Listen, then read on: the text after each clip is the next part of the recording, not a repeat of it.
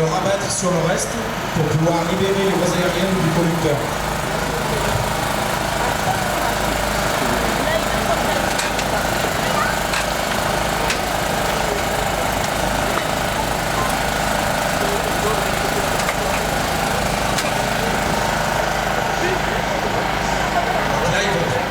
Là, ils vont protéger la victime avec des couvertures parce qu'ils vont être obligés de laisser les vitres pour pouvoir accéder après au montant à découper.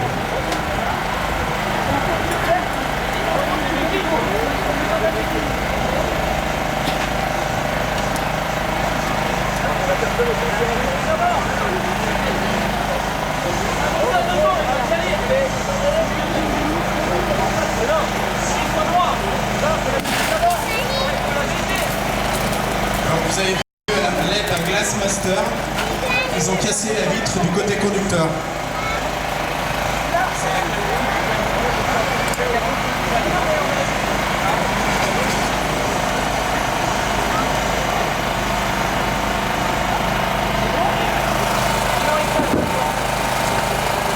Donc là vous voyez un premier binôme qui commence à découper le montant avant gauche.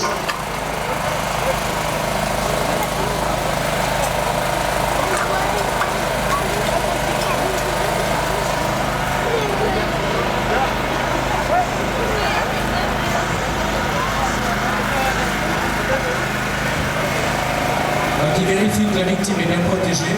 Ils vont casser la vitre à droite pour pouvoir faire exactement la même découpe sur le même montant.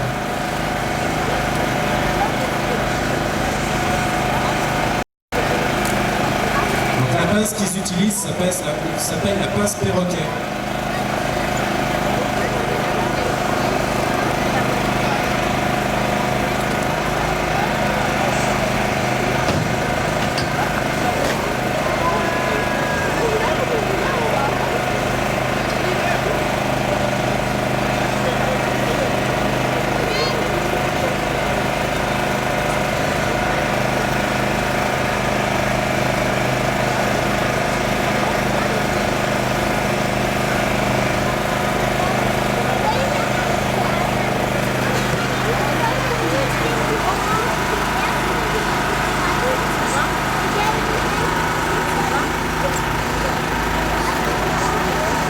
Donc maintenant que les deux montants ont été découpés, ils vont faire une entaille de chaque côté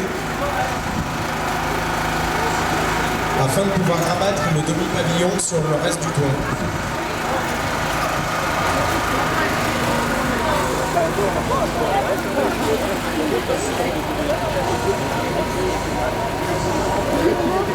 Pendant ce temps, vous voyez le conducteur du FPT qui établit sa LDT pour une protection en cas d'incendie.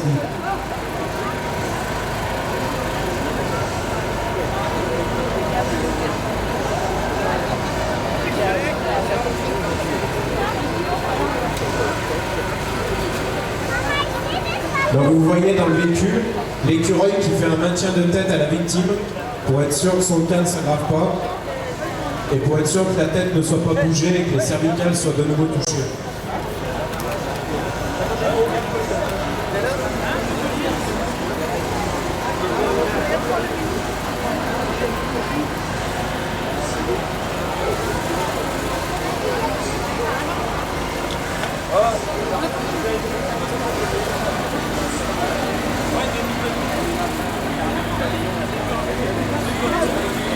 Donc là, posé par terre devant, l'outil s'appelle un écarteur. Il peut aussi bien écarter que cisailler la tôle.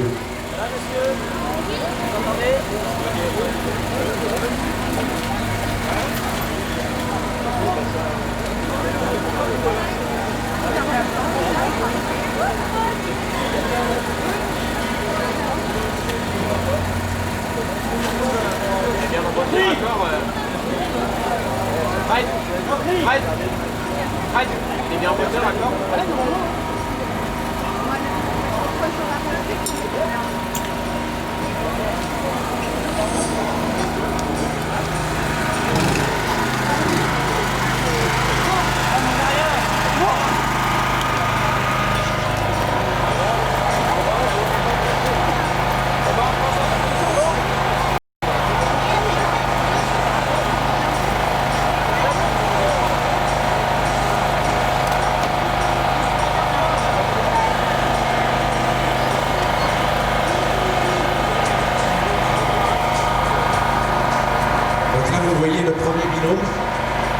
qui fait la première entaille du côté gauche afin de fragiliser le pavillon.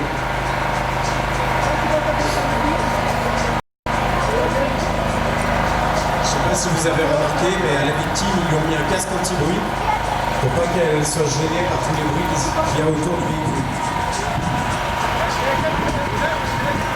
Et tout au long de l'intervention, c'est l'écureuil qui est placé derrière la victime qui va lui expliquer ce que font les SPL.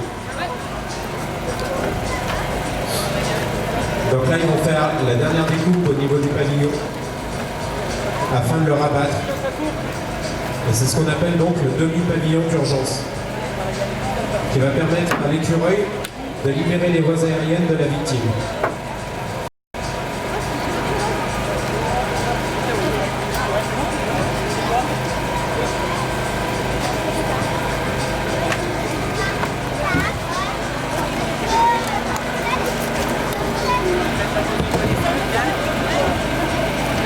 Maintenant, ils vont procéder à la protection de toutes les découpes pour pas que les pompiers se blessent en intervenant sur la victime.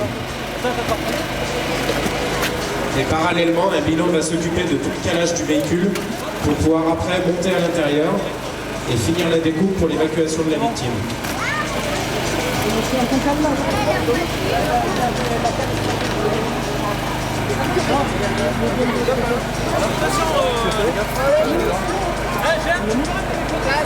Donc vous avez vu, ils ont pu basculer la tête de la victime en arrière pour lui libérer les voies aériennes.